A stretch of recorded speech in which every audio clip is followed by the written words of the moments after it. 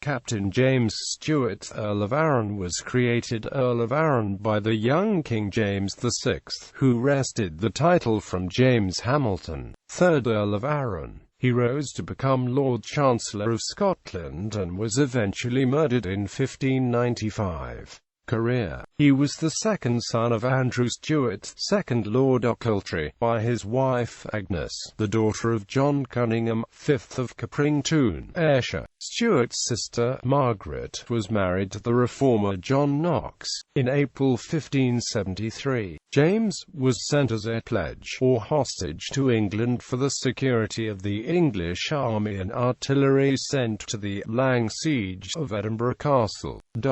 Regent Morton gave him £55 for his expenses in England. He was captain of the Royal Guard of James VI.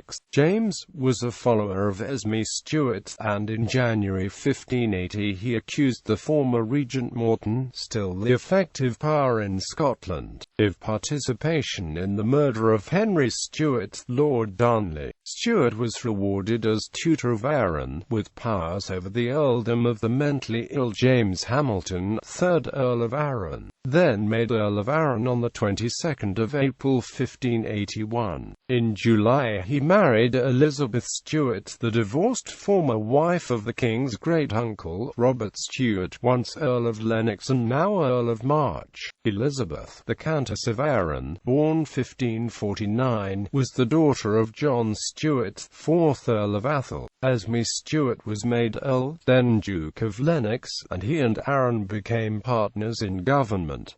The Lennox-Arran administration, the government of Scotland by Lennox and Arran, and the correspondence with France and Spain, made them unpopular in England and with the ultra-Protestant sector at home, although the young king greatly admired Lennox and enjoyed his company.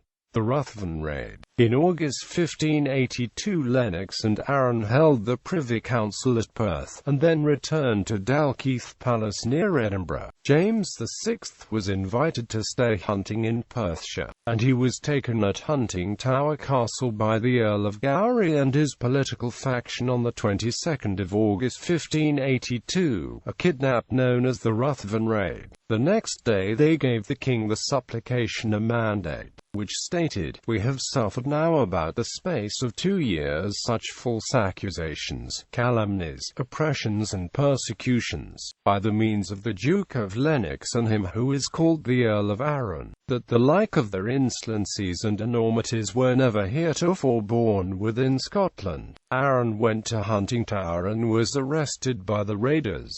Lennox was sent in exile to France and died. Gowrie ran Scotland for 10 months, after issuing an indictment against Lennox and Arran that included the detail that the Countess of Arran was a vile and impudent woman, over-famous for her monstrous doings, not without suspicion of the devilish magical art. Arran was permitted to attend some council meetings to bolster support for the new regime. The Aaron Supremacy. Arran regained power in July 1583, an ascendancy that would last for 2 years, and the Ruthven Raiders and their followers were banished to Newcastle upon Tyne. After May 1584, he was always recorded first in the lists of those attending the Scottish Privy Council. Arran acted against the Presbyterian wing of the Scottish Church, and the banished lords of the Ruthven Raid, who had returned to assault Stirling Castle. The role of his wife in the administration also attracted the censure of Edinburgh Kirk ministers. Arran's rule was undermined in part by the machinations of his own diplomat in London, the young Master of Grey. By February 1585, Elizabeth opened 2 lines of communication in Scotland, one with Arran and another with the Master. Arran fell from power after a border incident when the Englishman Francis Russell, son of the 2nd Earl of Bedford, was killed with a shot from a dag on the 27th of July 1585. Arran was accused of involvement by the English ambassador, Nicholas Wotton, and James VI on first hearing the news had offered to send Arran as a prisoner to England. Instead, Arran was imprisoned at St Andrews Castle and then placed in house arrest at his own Kinneil house. He was unable to prevent the banished lords of the Ruffman Raid returning from England and seizing Stirling Castle on the 4th of November 1586. Avoiding plans for his banishment, he spent the rest of his life in retirement in Ayrshire. He was murdered by Sir James Douglas of Parkhead, nephew of Regent Morton, on December 5, 1595.